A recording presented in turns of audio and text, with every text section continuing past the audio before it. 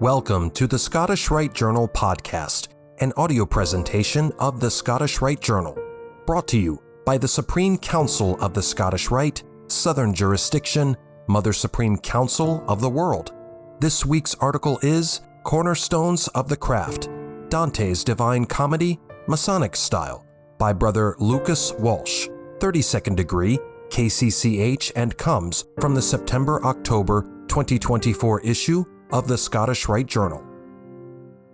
In the midway of this our mortal life, I found me in a gloomy wood, astray.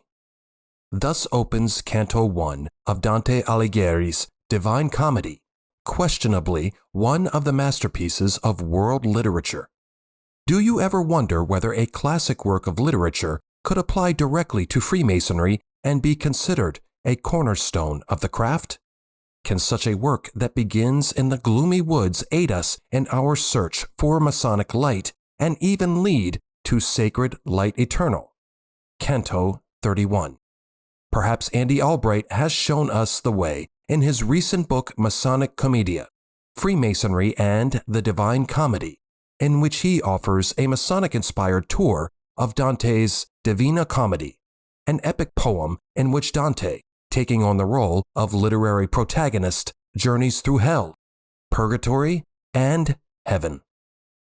If you're a Master Mason, check out the Master Craftsman Online College, the premier education platform from the Scottish Rite of Freemasonry, Southern Jurisdiction. From Craft Lodge to Scottish Rite philosophy, visit www.mastercraftsmancollege.org for complete info and use promo code SRJ2024, that's SRJ2024 for 20% off any course.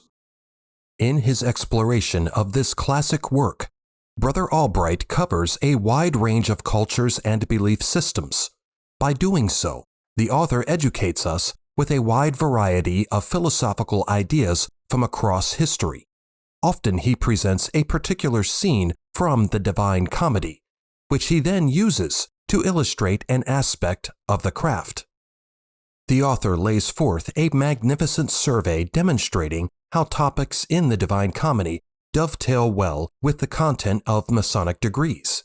In chapters 3 and 4, for example, he offers treatments of the Greek trivium and quadrivium, which together comprise the liberal arts and sciences that fellow craft Masons encounter.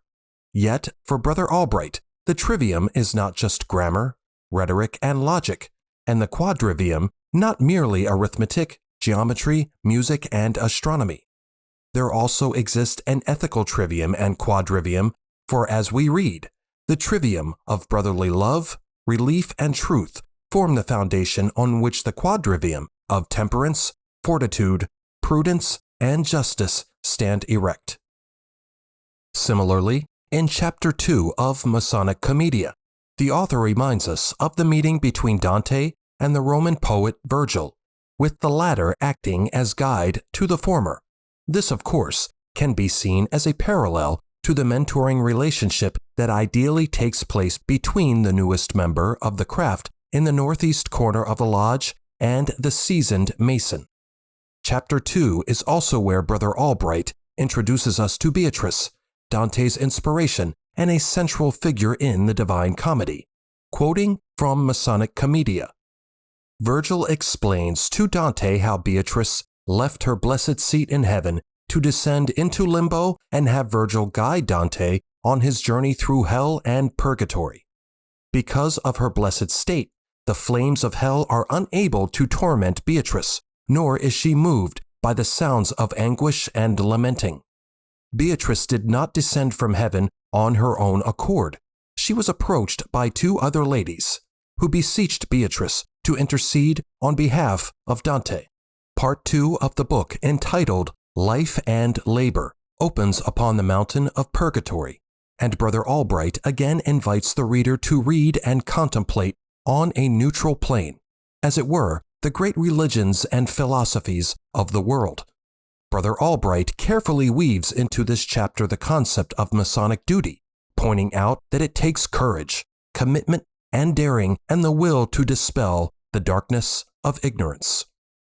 Chapters 6 through 8 are especially worthwhile. Here, Brother Albright draws the reader's attention to the symbolic and indeed esoteric nature of Dante's masterpiece. In my view, if one attempts to penetrate the perplexing meaning of Dante Alighieri's clearly deliberate structuring of the Divine Comedy, Brother Albright's analysis will shed light on many facts and ideas to aid in that endeavor. For example, our Masonic author writes, Dante commits the first 9 cantos of Purgatorio to the Anti-Purgatory, and it is by design if the number 9 is carefully studied. Brother Albright beautifully and succinctly draws our attention to the ancient significance of the number 9 and not only refers us to the Kabbalah, but also prepares us to receive further instruction on the numerology embedded within the Divine Comedy. We note here, in passing, that in Morals and Dogma, Pike comments on the often untapped esoteric nature of Dante's magnum opus, 13th degree lecture, Night Kiddush. In the closing chapter of his book, Brother Albright unfolds the terminus of Dante's journey up the slopes of Paradiso and into the whirling mystery of the Empyrean. Ever the responsible writer, the author balances his analysis of contentious topics with both sides of the scholastic and academic arguments, yet this is always intermixed with building tension of a story nearly at its climax. Albright concludes his work with an analysis of how Dante grapples with the dualistic forces of the universe, this time at the heights of the cosmos rather than in the dark woods below. Masonic Commedia demonstrates the author's robust working knowledge of Masonic ritual and history, which is an indispensable attribute in the formation of this well-balanced text. We conclude with this passage from Brother Albright's book from chapter 11, where he bears in mind Paradiso, Canto 2, lines 1 through 6, in which Dante notes that his journey through heaven will assure the reader loses sight of the shore of superstition and ignorance, only to be swept into the sea of truth. The message which Dante seeks to convey is that this voyage is not for everyone, more especially those who are not totally committed to discovering the truth. Masonically speaking, Dante has asked the reader to sit a moment in silent reflection of the reader's motives as if Dante places the reader in the chamber of reflection. Like and share this article, and don't forget to subscribe to the channel. If you wish to comment, please leave one, and as a reminder, hit the notifications bell. Any accompanying photographs or citations for this article can be found in the corresponding print edition. The Scottish Rite Journal is published by the Supreme Council of the Scottish Rite, Southern Jurisdiction, Mother Supreme Council of the World. Mark Dreisenstock, 33rd degree, Managing Editor. I'm your host, Matt Bowers.